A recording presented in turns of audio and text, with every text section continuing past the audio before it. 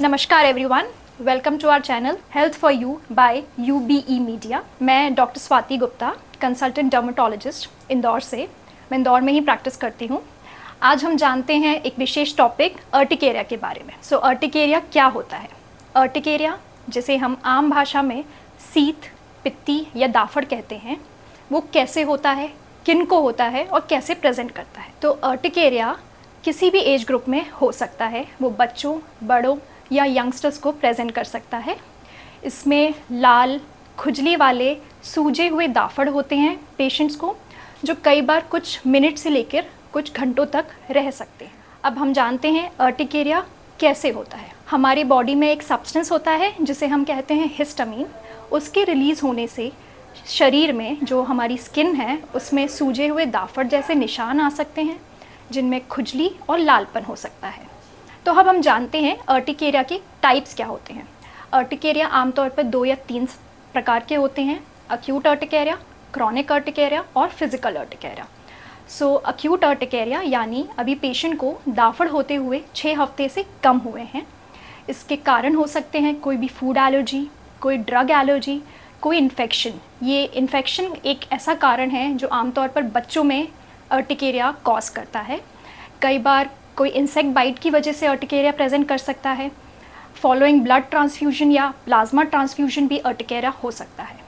Chronic urticaria यानी patients को दाफड़ या पित्ती होते हुए 6 हफ्ते से ज़्यादा हो चुके हैं। इसमें लॉन्ग टर्म इलनेस की वजह से अर्टिकेरिया हो सकता है पेशेंट को कोई कनेक्टिव टिश्यू डिसऑर्डर हो, कोई थायराइड का प्रॉब्लम हो, ल्यूपस हो। इन केसेस में क्रॉनिक अर्टिकेरिया पेशेंट को हो सकता है। अर्टिकेरिया का तीसरा प्रकार यानी फिजिकल अर्टिकेरिया, ये कई बार प्रेशर, वाइब्रेशन, सनलाइट की वजह से प्रेजेंट कर सकता है। ये भी कई बार पेशेंट्स को लंबे समय तक तकलीफ़ दे सकता है। अर्टिकेरिया को पहचानते कैसे हैं, या कोई इन्वेस्टिगेशंस हैं जो हमें अर्टिकेरिया डायग्नोस करने के लिए ज़रूरी रहेंगी? जी नहीं, ऐसा बिल्कुल नहीं है। अर्टिकेरिया को हम हिस्ट्री या एग्जामिनेशन के थ्रू पहचान सकते हैं। कोई क्लिनिकल टेस्ट की रिक्वायरमेंट या लैब टेस्ट की रिक्वायरमेंट हमें अर्टिकेरिया को डायग्नोस करने के लिए आवश्यकता उसकी नहीं पड़ती। अर्टिकेरिया के ट्रीटमेंट किस प्रकार किया जा सकता है? अर्टिकेरिया उसके कारण के ऊपर डिपेंड करता है। जो भी उसका ट्रिगर है, सबसे पहले हमें उसे हटाना होगा। जैसे कि अगर कोई दवाई से अर्टिकेरिया हुआ है, हम उसे रूल आउट कर सकते हैं। कोई इन्फेक्शन है, हम उसे ठीक कर सकते हैं। फॉलोइंग ब्लड ट्रांसफ्यूजन, अगर ये सब कोई कारण है तो हम उनको ठीक करके अर्टिकेरिया को ठीक कर सकते हैं।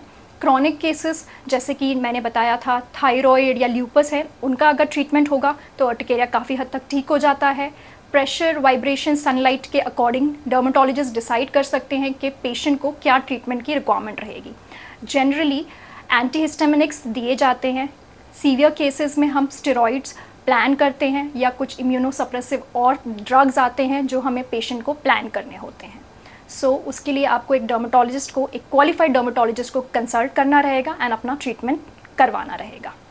कुछ आम बातें हैं जो हम अर्टिकेरिया के लिए जानना चाहेंगे, जैसे कि अर्टिकेरिया दिखने में कई बार बहुत हैवॉक कॉज कर सकता है, स्पेशली बच्चों में।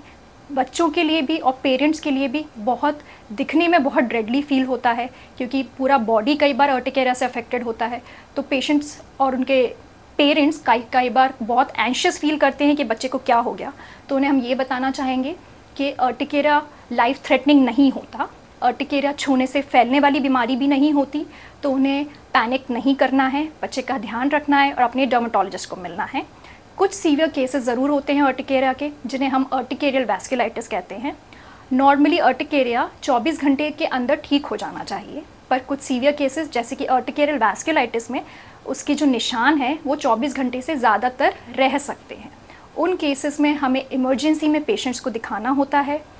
और भी ट्रिगर्स हैं अर्टिकेरिया के, जैसे कि अगर पेशेंट को साथ में सूजन आ रही है आँखों के आसपास, होठों पे अगर सूजन है, पेशेंट की आवाज़ भारी हो रही है, गले में उन्हें खुजली जैसी महसूस हो रही है, तो इन्हें हम इमरजेंसी कंसिडर करेंगे और पेशेंट्स को हमें तुरंत डर्मेटोलॉजिस्ट को दिखाना ज़रूर रहेगा।